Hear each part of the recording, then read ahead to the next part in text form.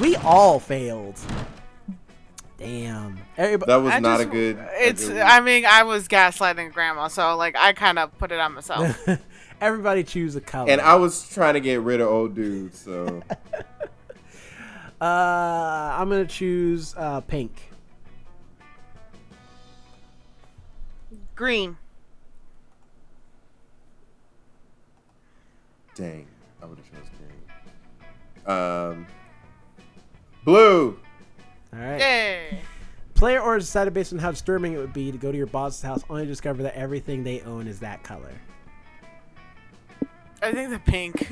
Pink would be the most disturbing. I'll take it. Especially since, well, never mind. I was going to say my boss, actually, I wouldn't be surprised if my boss had all pink. But yeah. I would think the blue, because blue is a really like single guy sad color. So if I go into a house and it's like everything is blue. See, but I was thinking like color psychology, where there's a reason like most things aren't green. It's because it gives off the air of sickness when you look at it, and if everything's green. Yeah, I would say green is more disturbing. Yeah. Fine. Campfire, week 2 in the nighttime. I go first. Yay! I'm gonna hang out with Dahlia. Later, you're chilling by the fire when you hear a terrifying, blood-curdling, yet also slightly adorable sound. Dahlia and A.A. Ravi's hysterical giggling. Oh, it's the Hive. I guess you can hang out with us if you want. We're just finishing up our weekly girl talk session. Yeah, girl talk. Rules. And Ravi and I have so much to talk about. The next topic on our girl talk agenda is heal thy eating habits. Heal thy. It says thy. It's. Yeah, good topics. I think it means healthy. Oh. Yeah. You know what? I saw a space there. My bad. Healthy eating habits. It was healthy eating habits. She's foreign, okay? That's how she says it. Sure. Yeah, good topic. Usually, I have a small breakfast, but I think the most important meal of the day is the one you consume right before the dungeon mini-boss fight. And obviously, you should only be eating top-notch ingredients. If you start consuming B-tier meals, you'll miss out on lots of potential stat buffs. Psh! You're the one missing out, Aravi. Who cares if Doritos are D-tier items that are technically lower your offense stats? They're a cheesy mouth explosion! It's worth it!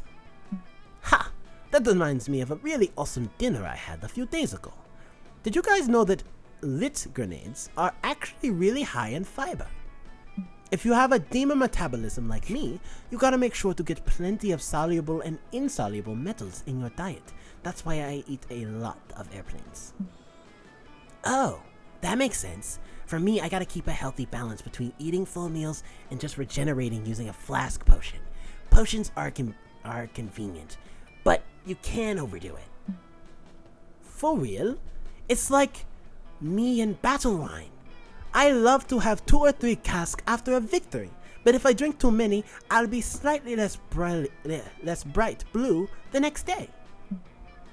Dahlia, what do you think about that whole 30 thing? You know, the one where you're supposed to kill I'm sorry, I'm tired of these voices. You know, the one where you're supposed to kill a whole 30 enemies every day for exercise. I get why people do it, but it takes a bit of the fun out of murdering if you've got to do all that enemy counting all the time. You two are such food jocks. What about you, the Hive? If you're going to girl talk with us, you've got to give us the tea on your healthy eating skills. Quick, express an opinion on healthy eating habits. Impress one of these lethal hotties. Seize the moment, the Hive. Let's see. Honestly, my typical meal is eating 34 uncooked potatoes in the middle of a boss battle. I eat my enemies for breakfast and for dinner, and sometimes I snack around 2 a.m. I'm going with that one. I'm guessing the 2 a.m. Yeah, that's hardcore. Girl. Hell yeah. Nice. Fuck yeah. That's hardcore, the Hive. That's what I said. See, me and you, we're on the same page, girl. Straight up devouring your enemies is a total boss bitch move. Also, most of my enemies are super high in protein, so that really helps me build muscle mass. Dahlia, I heard that the way you murdered your enemies can really alter the flavor. Is that bullshit? No, it is super true. I find that enemies taste way grassier and gamier if they perish in total fear. If they die valiantly, their meat is a little tougher, but so much rich flavor. You can really taste the bravery, you know? Whoa, good to know. I learned so much from Girl Talk. Dahlia, do tell your enemies that you're going to eat them. Like, do you tell your enemies that you're going to eat them, or do you consider that bad manners? I've heard it both ways. Well, I used to try and keep it on the DL, but one time I was fighting the head general of this opposing demon army, and he noticed that I had a bib on. It was so funny. He was like, Warrior General Dahlia Aquino, what is the meaning of your bib and the silverware that you have attached to your belt? And so I was just like, dude, I'm obviously going to eat you once I defeat you. And he got all freaked out and stuff. Oh, I'm sorry. I like her. Sorry. Dahlia, that's hilarious. He was scared of getting eaten? What a coward.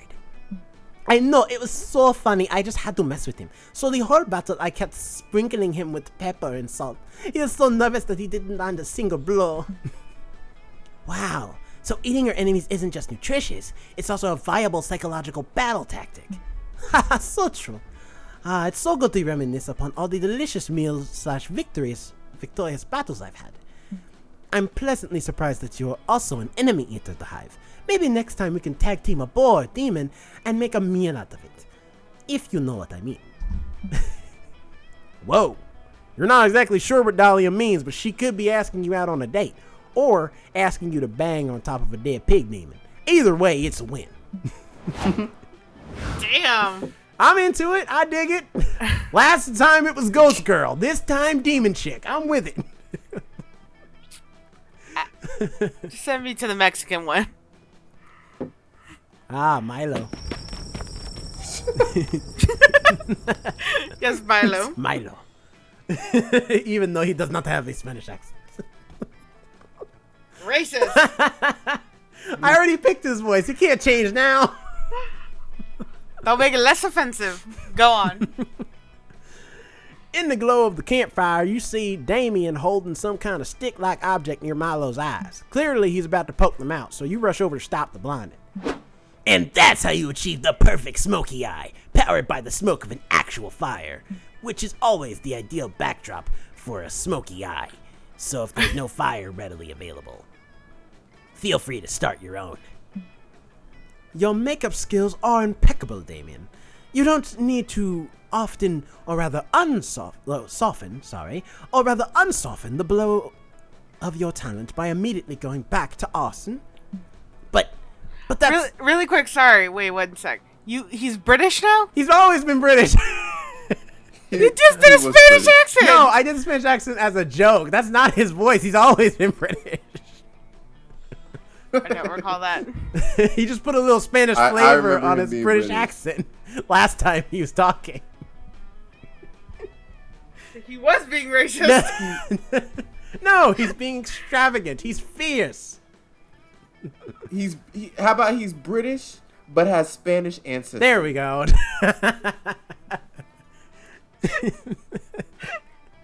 Sure. Go on. Anyway, Damien is like, but that's who I am. I'm Damien the arsonist, the badass, the criminal, the spicy red adult. I would hate to be known for my skill set I've honed secretly since my childhood, always dreaming about the day I could become a makeup artist and hairstylist, universally adored by my talent, for my talent. Gender is such a cage. What? Nuh-uh. If I were in a cage, I'd know, and I'd destroy it. No cage can hold me. I just need people to fear and respect me. Fear and respect is difficult to buy and even more expensive to maintain. I can't let my people down like that. This is my problem with putting these labels on yourself, Damien. If you choose to define yourself as a bad boy, you take the trappings of toxic masculinity that come with it. You could keep all of your old hobbies, like arson and crime, while also celebrating new hobbies, like floral arrangements and figure skating. Let's start with a poem to reveal your artistic side.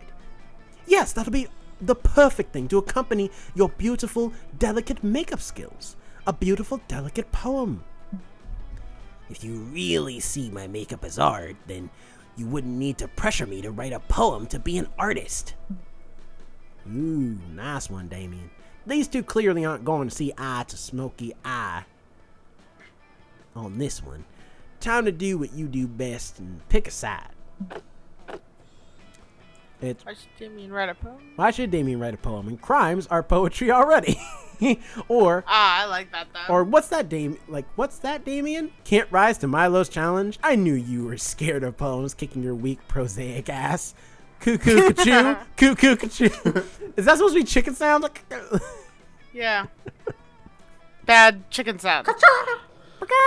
Oh, I like the crimes thing, but like You have to choose other between one sounds- which one of your bad boys do you want to get with? let me stick with the British Spanish guy. All right. There you go. Cuckoo ka-choo. Cuckoo ka-choo. That's not what a chicken sounds like. Anyway, I can tell by your incredibly inaccurate impression that you are calling me chicken, which I am absolutely not. The only time I've ever been a chicken was when I disguised myself as one to cockfight some cockfighters to teach a lesson about not cockfighting. But since that's not happening right now, then I must not be a chicken. Damien, it's okay. Part of being sensitive is admitting when you're afraid. I am not afraid! I'm gonna poem. I'm gonna poem right now! I'm gonna poem so hard, it's gonna blow your fucking mind. Let's fucking rock! That voice hurts so fucking much. Are you okay? I'm okay, but it hurts. You're gonna need to drink some tea after this. I know. Yeah. Listen, the struggles of being a voice actor. The trees. The trees, Yes, the trees. What about them? The trees are there. They're gonna be there. They're gonna do it. The trees. The fucking... Fuck. Wait, yeah, that's it. Tree orgy. That's the whole poem. No, wait. Tree orgy? Free orgy. Shut up, I did my best. Yeah. And there's something beautiful about that when you have to think about it. Being willing to try something and fail that hard does take a certain amount of vulnerability. And yes, one feminine rhyme isn't going to erase years of toxic masculinity, but it's a start. Want to go write some poetry of our own, the Alex? You kind of hope writing poetry is a euphemism for making out. But it turns out it's a euphemism for writing poetry and posting it to Milo's Insta with some pictures of sunsets and sad people in silhouette. Still, it's nice to spend some time with them, and your ode to FOMO is beautiful when juxtaposed against an image of a galaxy.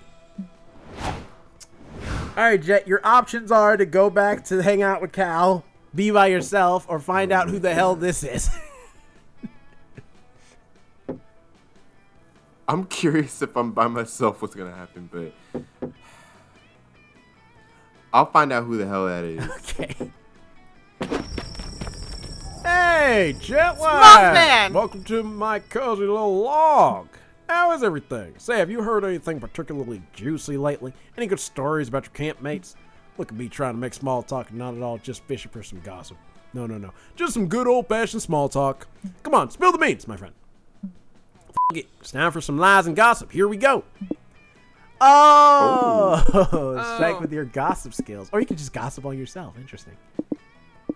Choose a player to strike with your gossip skills. Who wants to gossip with me? Oh, I am always ready for that. Okay, let's go with Alex. Okay. Oh, no, okay, that's what I thought. You're saying gossip about them, not that they're gossiping with you. Oh. I'm still fine with that. So, Give me a we good one. were saying the Alex is a man claiming to be Nikola Tesla, Winston Churchill's dog, the meteor that killed the dinosaurs, or a cockroach on so much LSD. Just don't make me A the cockroach dog. on so much LSD. Okay. Sorry. Okay. Yeah, I didn't make you a cockroach on so much LSD. Okay. Oh. So, like, Jack Black's presidency. Jack Black's presidency. Typing your favorite band / musician. Golly, Miss Molly. Wow. My favorite or my character's favorite? I mean, like, probably your favorite. Because, I mean, all the things that exist in our world exist in theirs because they've already made references to Fleetwood Mac, Big Brother. That's like, true. So, technically, it doesn't matter. That's true. Give me some brandy. Okay. Brandy. Sorry, my mic's right in front of my keyboard, so it's hard to type. Oh, how interesting! I'm so glad our conversation naturally led you to tell me that without me having to pry at all. I promise I will take this secret to my grave. If you'll excuse me, I'm off to whisper covertly to our campmates about something completely unrelated. You spread a particularly saucy rumor today. You can't wait to see how your friends mangle all the details. Whoa, who's this now? Holy crap. Sorry. Someone just told me the craziest thing about the Alex. You gotta hear this. According to what I've heard, the Alex is actually a time traveler sent from the future. They work for an agency tasked with destroying threats to the time stream across all eras and dimensions. The Alex been on missions in all sorts of cool time periods. Their favorite era is Jack Black's presidency, which is understandable. They have also collected a ton of cool souvenirs from every time period they have visited, including David Bowie's favorite teddy bear, a medieval Starbucks Frappuccino from 18 BC, and even an autograph from Brandy. I wonder why the Alex came to our time period. I heard it stops a cockroach on so much LSD from enslaving the population of Earth, but that's probably just speculation. Whatever the reason is, you've gotta admit, learning about all the time periods that Alex has visited certainly casts them in a new light. It certainly does. It casts the Alex in a light where they have gained +2 creativity. Oh, okay, so that helped them. You're welcome. Thank you. And I became a time traveler. What? All right, here we go. Uh-oh, this again. We're just going to skip the dialogue. His name is Juan. His name is Juan, yes. Oh, Wanda Kitty. There we go. So my hive now is bone hurting juice. Want to try it? Otherwise, you always have the mystery box. Anything that has hurting in the title, I don't know if I trust it. I'm going with the box. Toilet wine. Toilet wine. The mystery box. So bold of you. Hope you're happy with it. No refunds. All right. Well, I'm willing to see what it does. The double gift. The double gift. Okay. So, or the mystery box. What you doing, Alex? I'm gonna go to the mystery box. The double gift doesn't look as pretty as the other ones did. Okay, let's see what you got. Whoa! Dark and stormy. Dark and stormy. Ooh, that looks cool. That looks awesome. All right, Jonathan, you got sake bomb. Sake bomb. Sake bomb. Otherwise, you always have the mystery box and the mystery box. So what do you take it? You know, let's go 3 for 3. Let's do mystery box. Okay. Because sake bomb, that could be bad for me. Pina Colada. That's cool too. I like that. That's really cool. Wonder what these do. All right, so toilet wine. Don't drink the toilet wine. I just have it here because Polly insisted that I offer it as a marketing stunt. That shit cannot do anything good. Oh no, my stats! What happened? Dude, it brought you I'm down. going to end this game having no date. I swear. I'm still going to try, but I feel like at the end of this, I'm just going to fail. The Pina Colada is a concoction that will shake the inside of your own skull. Choose 2 stats and see how the kick of this beauty makes those stats swap. Oh, okay. Wait, what? So you can choose stats to swap numbers. Stats to swap. So, Jonathan, that's you. I'll swap These are your stats, by the way, if you're trying to look for them. boldness and fun. No, I'm just kidding. Oh my gosh. You could probably change the 2 for something. Yeah. But for what though? Charm and creativity. I don't need to be creative. Okay, so charm for creativity. There you go. Nice. And Alex, let's see what you do. A dark and stormy. Really? I just managed to capture an actual storm and experiment with it. I hope you have good memory since this fucker will take some vision away from you. Oh no! Oh my gosh. Puke all over me. Ciao. Like, so we don't even know where our stats are anymore. Well, at least for this round. Wow. Anyway. Everybody choose a song. Choose another song. Baby Got Back by Sir Mix-a-Lot. I was thinking of a Frank Ocean song, but I can't remember the name now. Ah, I'm gonna choose Jolene. next episode. Ooh, Dolly Parton. Nice. Yeah.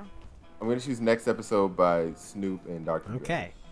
No. Player is decided based on which song is most likely to form a government mind control in disguise. It's Jolene. Jolene's the number one.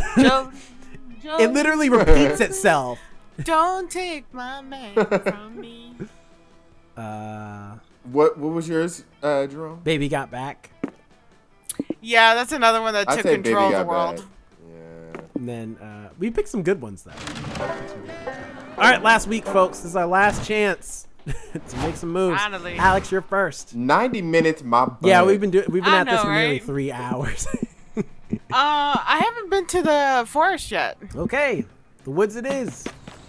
Found some mushrooms. Ooh. While hiking through the woods, you are approached by an NPC who has a quest for you. You can tell she's an NPC because she only says the same 4 things over and over and keeps doing the same idle animations. The NPC's quest is to deliver a very important scroll to her father. She makes it extremely clear that no one else is allowed to read it, or terrible things will happen. You read it, of course. It turns out it's her father's secret recipe to the perfect peach cobbler.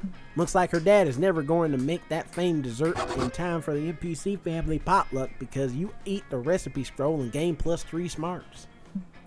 Hey. Nice. Oh wow, you got oh no! No! Damn it. It's your turn to deal with Well, at least you got the other 2 to help balance it out a little bit. Wait, does that mean since he's there, wherever you choose, Jonathan, he may not be there now? Hey, that's true. I'm happy about that. All right, you're hiking through the woods with your friends. I'll at least read the first part so we can know what the response is, but I don't know. Depending on the conversation, we might skip through the second half. You're hiking through the woods with your friends. You inevitably get lost again. Honestly, why do you even keep leaving camp? How are you not dead yet? Guys, That's this is my it. whole life. We're gonna die out here in the boring ass wilderness where there aren't even any wild filet mignons to eat. Calm down, idiot. I can find food easily. I can't promise you filet mignon, but if we find an animal or a slime and beat the shit out of it, it might drop a whole roasted chicken. We don't have that kind of time! The only solution is cutting off our arms and eating them. What? That's a terrible idea. I need both my arms for punching things. What, you think I don't? It's a sacrifice we all have to make. If you just cut off your non-dominant arm, it won't be as bad. Friend Damien, though, I have need for calories. See, fuck this character. Just skip him. Just skip him. Skip it. We do not care about this See, man. Calculester's not scared. So why are you, Slayer? You aren't finding roasted chickens, you are roasted chicken. Cluck, cluck, cluck. Not doing the sound effects. It's even harder. Fuck you. I'm not scared. Hex, cut off your arm with me. No thanks. I don't have arms, just hands. I think I'll just eat this bagel. You do you, though. AA Ravi has pulled out a great axe and a great cutting board and already has her arm on a literal chopping block. You're about to stop her when you hear a doorbell ring. There's even more characters. Hey, I'm getting pizza. Okay. I like this experience. Pizza delivery for, is this a butcher's shop or something? Damn it, I'm lost again. Skip. We're from Hart and Hart Law Firm. Not sure which tree I took a wrong turn at, but I'm definitely not in the right spot, huh? Cal. Aravi, team meeting now. Okay, now that we've all discreetly huddled up away from the pizza girl, here's the plan. We need to convince her this is a wolfram and a heart, so she gives us the pizza. Bold move. Hex, Mikey, you got Moxie, kid. Oh, wrong character. F it. It's fine. Calculaster. You don't understand. Remember that the circle of life chart I drew up for you? Look here. It says clearly that Damians are a natural predator of pizzas.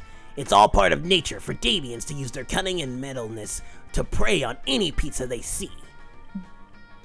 I'm sorry, it doesn't make sense if we don't read his stuff, so it's like, I'll just burn through it. Ah, okay, I understand now that the circle of life is above the law. What is your hunting strategy, friend Damien? Easy. We ask the Alex what to do. Damians and the Alexes have a symbiotic relationship. They hunt and I eat. So what's it gonna be, the Alex? Rude. Prove to the pizza girl that this is a law firm by suing her in a very credible way. Find a wolf, a ram, and a heart in the woods. Glue the wolf and the ram together, put them in suits, add glasses and fancy suitcases, and voila, wolfram and heart law firm. Damn. That's very elaborate. I have no idea. I think the second one is probably the one that would get the attention of Aravi and Damien. I feel like the first one is more calculaster. Yeah, let's go with the second one. Seems like a lot of work, but like, seems more fun. Okay. Hey, there you go. So creative. Hey. Nice. That seems a bit unnecessarily violent, friendly Alex. Why don't we... Hey, that works. I just cursed all of Ravi's short swords to be unnecessarily violent. I don't understand. How do you make a sword even more unnecessarily violent? That's a trade secret, friendo. Yeah, I crave bloodshed. Let's go! You all go off and track down a wolf, a ram, and a dismembered heart. You make short work of hunting them down because you're pretty sure there was a previous patch where Aravi was a hunter instead of a slayer. that was the last game. Go figure. Now all we gotta do is combine the wolf and the ram somehow. Anyone got a needle and thread? Hell yeah! I knew my sewing skills would be used for violence someday. Damien expertly stitches together the two animals. They don't seem to appreciate it, but fuck it. This isn't about them. Then you outfit the wolf ram and the heart with cute little briefcases and glasses. So wholesome. You all bring your creations back to the pizza girl.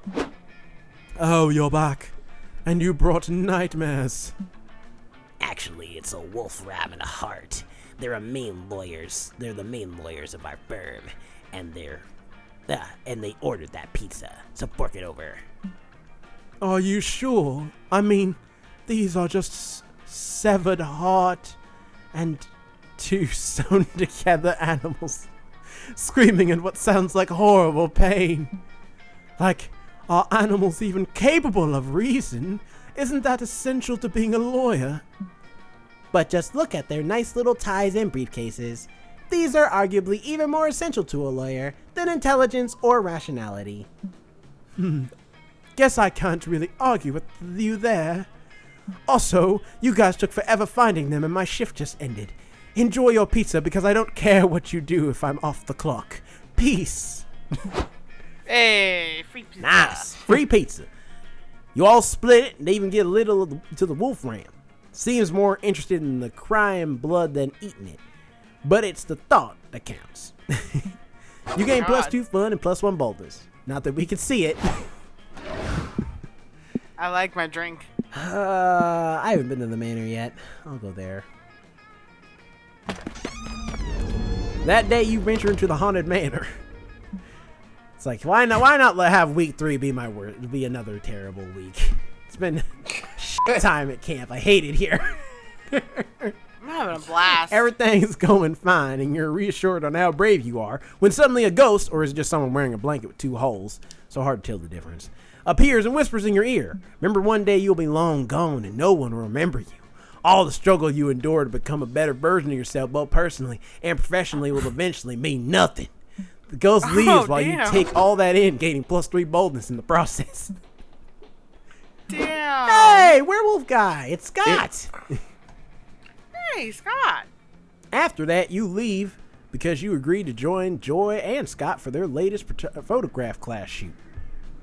Thinking maybe this time there'll be some nudity. No such luck, unless... Joy, look! That pink fleshy giant is in another one of my photographs. I think it's following me. Maybe you should try taking your finger off the lens. Oh, wow! Thanks for the tip, Joy. Maybe if I remove my finger, I'll get an even better view of the creature. You do that, buddy. My goddess, the Hive thinks, like the Hive, thanks for coming along. I love Scott, and this class has been good for him, but sometimes it's like taking photos with a pile of bricks. Joy, look! I found a bush! No! He's back. Wow, you found a bush in nature? What? That's incredible. Wait, The you found a heck? bush? No, trust me, I'm an expert. Oh boy, I'm so excited. I've been holding my pee all day. Well, you'll have to hold it for a little longer. The bush was me all along. Chancellor Flodge, Master Disguise strikes again. Whoa! I totally thought you were a bush, bro. You even smell like leaves and dog urine, just like a real bush. Did you actually paint yourself green? You're a chameleon. You can change the color of your skin. That would be cheating, Joy. This is camouflage, and you still have a lot to learn. You should come to more of my camouflage classes. Pass. I can use magic anyway. You're lost. You're missing the most popular class in all this Camp Spooky. I find that hard to believe. Who's into camouflage these days? Everyone I know is more into being very loud and visible. And annoying, if I must say. What? People not into camouflage these days? Well. If that's true, how come 5 campers came to me the other day to learn how to camouflage themselves to sneak into the camp showers? What? Please tell me you didn't teach 5 campers how to hide undetectably in the bathrooms. Of course I did. I am a great counselor and a master of disguise. I wouldn't let down some fellow camouflage enthusiasts. But you did realize it was totally for perverted sex reasons, right? You're right, Joy. Now I think about it, it's quite clear they wanted to camouflage for perverted reasons. I was so enamored with the fine art of camouflage, I forgot it could be used for evil.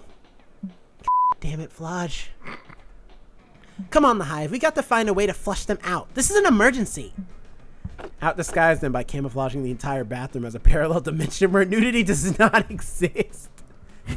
Scare them off by recruiting their parents to come have sex in that very bathroom. Interesting. Oh, damn. These are... Wow. I feel like the second one's going too far. I'm just curious which one is like the good one. I don't want to lose any more stats. I can't afford it. You'll never know. And now though. you don't know. No. Damn it. I'm on with this one just because it makes me laugh. Nah, that's fine. That's pretty twisted. But I guess peeping on folks in the bathrooms is even more twisted. If this is the only way, You assure her it is for some reason. then I guess we have no choice. We just need to track down some parents. You find the parents named into Facebook, where all parents hang out, and soon have several couples willing to come to your emergency Camp Spooky parent meeting. You meet them at a warehouse just outside of camp, which you always use when you're doing sketchy business. Hey, cool warehouse. Did it always have so many stains? No time to get into the history of all your warehouse stains. You've got some parents to organize. That's so Lord. gross. You sit everyone down and call the meeting to order. Before you can start with the main topic, a concerned dad takes the initiative. Hello, everyone. I'm Dick Pickle, father to Dick Jr.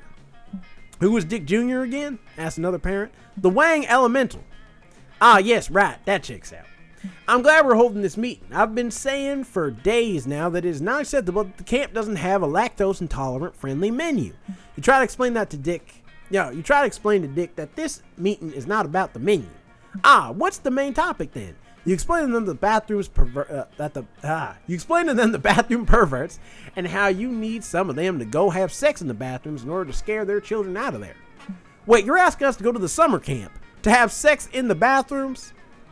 In front of our children, yes. I think he wants us to do that so our own children will see.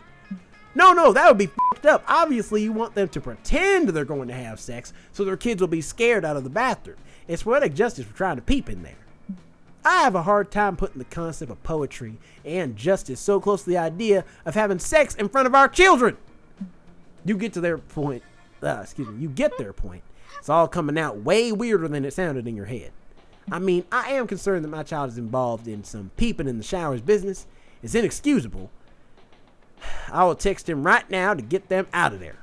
But all this let's get these parents to fuck in the bathrooms also sounds really pervy. Someone should probably call this camper's parents too and tell them to have sex in front of him. Oh, does that sound like poetic justice? No, not that. Can we all agree that it is not an okay method of education? Agreed? Now, we talk now about the lack of options for the lactose intolerant in the camp's menu. I read that all the way to up, but I don't care. I'm trying to get through this. There are question marks and exclamation points flying everywhere. I didn't have time. The rest of the meeting is boring as hell. You are bound to have a strange conversation with your parents, and Joy seems quite disgusted by you. You must admit that this plan was hard to pull off without it sounding hella weird. Hindsight's 20/20, I guess. You lose -4 fun and -2 charm. I don't care anymore, dude. Camp has been the worst experience of my life. I want to go back to high school where things made sense. Oh, I'm dying. You said I like the first high school better. Jonathan, where are you headed?